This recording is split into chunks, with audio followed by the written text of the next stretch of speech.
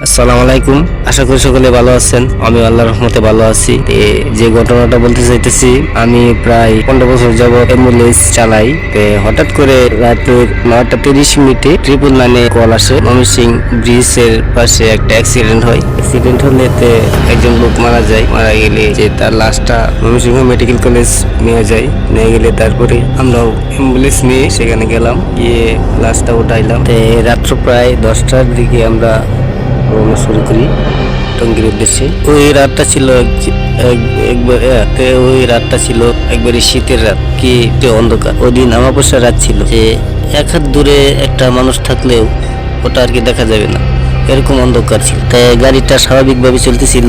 যে লাশের সাথে একজন লোক ছিল, মহিলা, সেও ঘুমানো অবস্থায়, এমনকি আমিও প্রায় ঘুমানো অবস্থায় 7-8 কিলোমিটার যাওয়ার পরে গাড়িটা হঠাৎ করে অফ হয়ে যায়।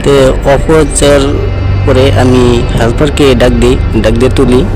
হেল্পারকে নিয়ে যে গাড়িটা দেখলাম, যে আমার যেটুকু অভিজ্ঞতা আছে আর কি, যে গাড়িটাকে ঠিক করা যায়। দেখি যে গাড়িটা বারে অটোমেটিক স্টার্ট। পরে আমরা আর কি গাড়িতে উঠে পড়ি সবাই। এই গাড়িটা 6 কিলো যাওয়ার পরে গাড়িটা আবার অফ হয়ে যায়। অফ হয়ে যাওয়ার কারণে আমার যে হেল্পার ছিল সে ভয় পেয়ে গেছে।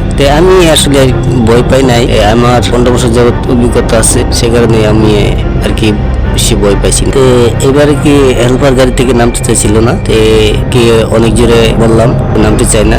একটা গালি দিই যে দেখ গাড়িটা কি হয়েছে, নামে দেখ। সে আর কি নামে নাই। এক প্রকার জোর করেই তাকে আমি গাড়ি থেকে নামাই। আমি তাকে বলি যে দেখ ইঞ্জিনে কোনো সমস্যা হয়েছে কিনা দেখ। আমার কথার পরে সে আর কি যায় ওই ইঞ্জিনের কাছে, গাড়ির কাছে যায়। যে দেখে সে বলে যে না, গাড়িতে কোনো সমস্যা নাই। তারপরে আমি নেমে যাই, যার পরে দেখি যে না, আসলে গাড়িতে কোনো সমস্যা নাই। গাড়িটা কিন্তু আবার অটো স্টার্ট হয়ে যায়। স্টার্ট হওয়ার কারণে আমার ভিতরে আসলে একটা ভয় কাজ করতেছিল, যে আসলে এটা আমাদের সাথে কি হচ্ছে। এভাবে আর কি আমরা অন্ধকারের ভিতরে কিছুটা এগিয়েছিলাম। মনে আমারও কিছুটা একটা ভয় লাগছিল আর কি। গাড়িটি প্রায় 40 মিনিট চালানোর পরে হঠাৎ করে চলন্ত অবস্থায় আমি দেখতে পাই যে, এমনকি আমার হেল্পারও দেখতে পাই যে কালো ছায়ার মতন ওই গাড়ির সামনে হঠাৎ করে এসে ওই পড়ে গেছে। আমি ব্রেক করার সময়টুকু পাই নাই, ওকে ধাক্কা মেরে চলে যায়। হেল্পার আমাকে আগে না করছিল যে গোসল দেওয়ানো ছাড়া লাশটা আনা নেওয়ার কারণে আমি তাকে নিয়ে আসছিলাম। হেল্পার আসলে বলতেছে যে লাশটার গোসল না কারণেই আমাদের সাথে এই ঘটনাটা ঘটতেছে।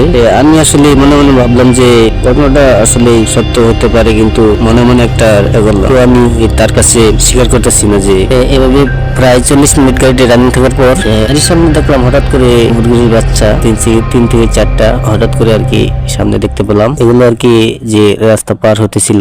এইবার আসলে কিন্তু ভাই আমি সত্যি আসলে কিছুটা ভয় পেয়ে গেছিলাম। এরপরে এটা যখন পাস করে চলে গেলাম, আবার 1 কিলোমিটার যাওয়ার পরে আবারই একই দৃশ্য দেখতে পেয়ে এবার আর কি আমার হেল্পার অনেক ভয় পেয়ে গেছিল। এরপরে আর কি যেটা হয় আর কি, আমি ধীরে ধীরে শুনতে পেতেছিলাম যে হাড় ভাঙার যে শব্দটা, ওরকম একটা শব্দ পিছন থেকে হইতেছে আর কি, আমার কানে। আমার মনে অনেক ভয় জাগলো। আমি আর কি পিছনের দিক দিয়ে তাকানোর সাহস পাচ্ছি না, এমনকি লুকিং গ্লাসের দিকে তাকানোর সাহস পাচ্ছি না। আমার হেল্পার যে ছিল সে আর কি ভয় অনেক তার সিট ছেড়ে আর কি আমার সিটের কাছে চলে আসলো। আর কি যে আমরা তো কখনো লাশ খাওয়ার শব্দ শুনি না, এতে আমার কাছে মনে হইতেছিল আর কি যে পিছনে বসে আর কি কেউ একজনের হাড় কাটেছে আর কি, পুকুরে যেরকম হাড় খেয়ে শব্দ হয় সেরকম আর কি শব্দ হইতেছে। এভাবে আর কি একটু গাড়িটা চালানোর পরে তারপরে হঠাৎ করে গাড়িটা ব্রেক। আমি একদিকে দৌড় দিই, লাশের সাথে যে মহিলাটা ছিল ওকে কি কোনো বের করে আমরা আর কি তিনজনে আর কি দৌড় শুরু করি। দৌড়ানোর সময় আর কি পিছনের দিকে তাকানোর সাহস পাইনি।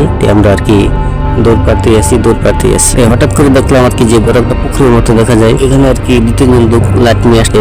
ওরা বলতেছে চোর নাকি।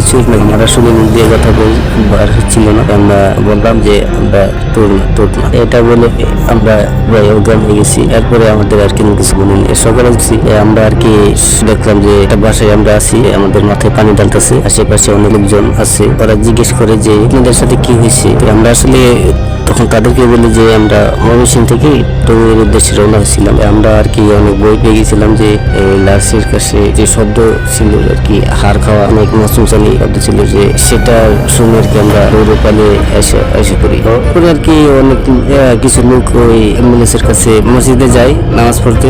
তো ওরা দেখে যে অ্যাম্বুলেন্সের কাছে এই যে একটা লাশ পড়ে আছে। ওনারা আসলে দেখতে পায় যে লাশটা অর্ধেক অ্যাম্বুলেন্সের ভিতরে আর অর্ধেকটা রাস্তায় পড়ে আছে। তারপরে যে লাশটা আসলে কিন্তু ভাই মনে হয় যে কোনো জন্তু জানোয়ার হয়।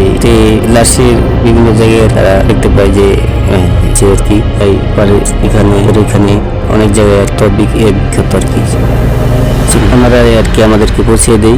এরপরে এই আর যে গাড়িটা ছিল ওই গাড়িটা মালিকেই আর কি নিয়ে যায়। এটাই ছিল ঘটনা। সবাই ভালো থাকবেন, সুস্থ থাকবেন, আমাদের জন্য দোয়া করবেন, চ্যানেলটা সাবস্ক্রাইব করে, এটাই আপনার কাছে অনুরোধ।